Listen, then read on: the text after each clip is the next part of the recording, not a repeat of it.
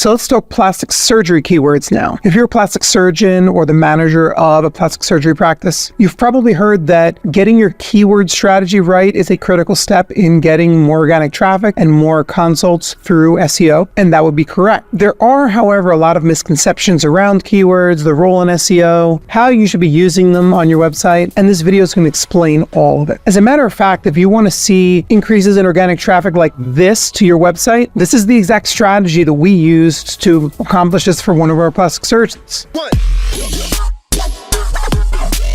My name is Frank. I'm the founder of SagaPixel. We are a digital marketing firm that specializes in digital marketing for plastic surgeons and medical spas. And before I get into this, I want to start off by dispelling some misconceptions about keywords and their role in SEO. Google is a lot more sophisticated today than it was in 2008. Back then, you could just take your target keywords, stuff it in as many times as possible, and you had page one rank. It's a lot more sophisticated these days. In particular, if you are in a your money, your life niche, which plastic surgery very clearly is. So your keyword targeting is a lot more than just, here's the keyword, here's how people look for this thing, put it on the page 17 times. For that matter, Google has advanced beyond even being a keyword targeted search engine. The large language models that they're using these days are able to detect way beyond keyword and entity presence and have evolved to the point where they're really looking for concepts. In other words, for Google to determine whether a facelift page is comprehensive and information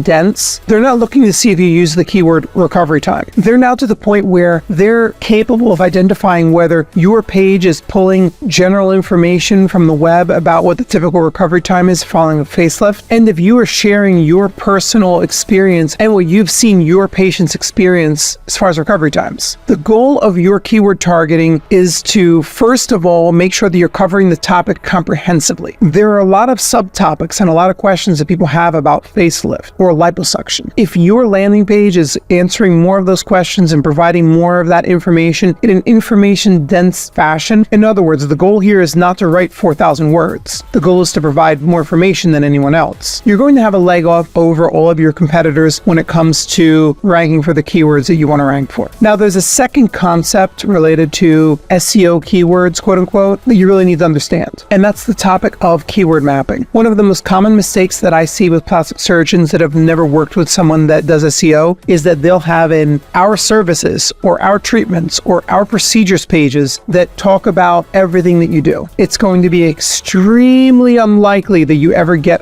that sort of page anywhere near page one of Google, even in a tiny town. For example, if you were a plastic surgeon, even in a small town like Cherry Hill, New Jersey, you're going to need a rhinoplasty Cherry Hill, New Jersey, facelift Cherry Hill, New Jersey, lip lift Cherry Hill, New Jersey, and so forth and so on. Ultimately, Google's goal is to give the most relevant and high quality and trusted content that it possibly can. And there is more than one plastic surgeon in Cherry Hill, New Jersey. If one of them have a dedicated lip lift Cherry Hill, New Jersey, that provides all of the information you would possibly ever want to know about lip lift, the technique that you use, and answering all of the questions that people are Googling, you're going to have a leg up over the plastic surgeon that's included that in with 6 other facial plastic surgery procedures. So you need a lip lift page, you need a brow lift page, you may even need a page that's able to rank for a keyword like chin lipo, which is something that people look for, but is effectively a neck lift. You need to know that people look for mini facelift, and that you should usually target that with a regular facelift page. Now, aside from your actual procedures pages, there are keywords that you're going to want to target with blog articles as well. Any market where we're competing, we will usually write an article covering cost queries for every one of the procedures that our plastic surgeon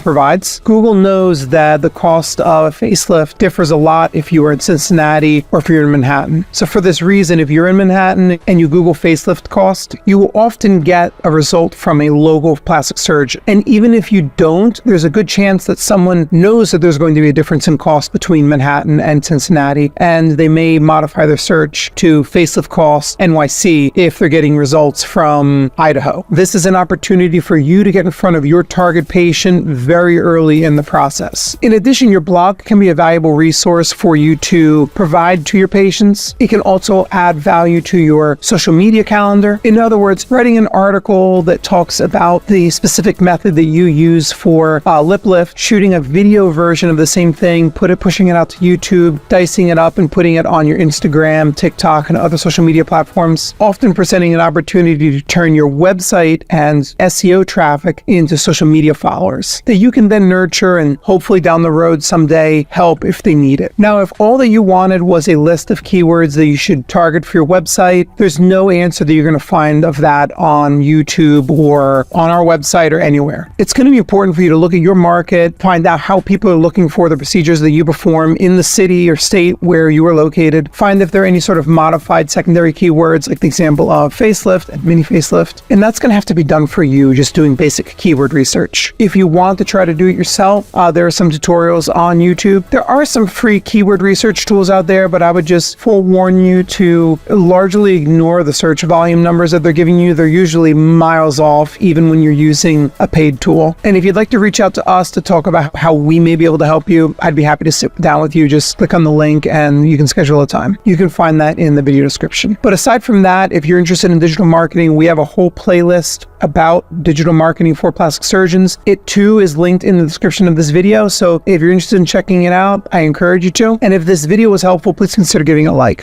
1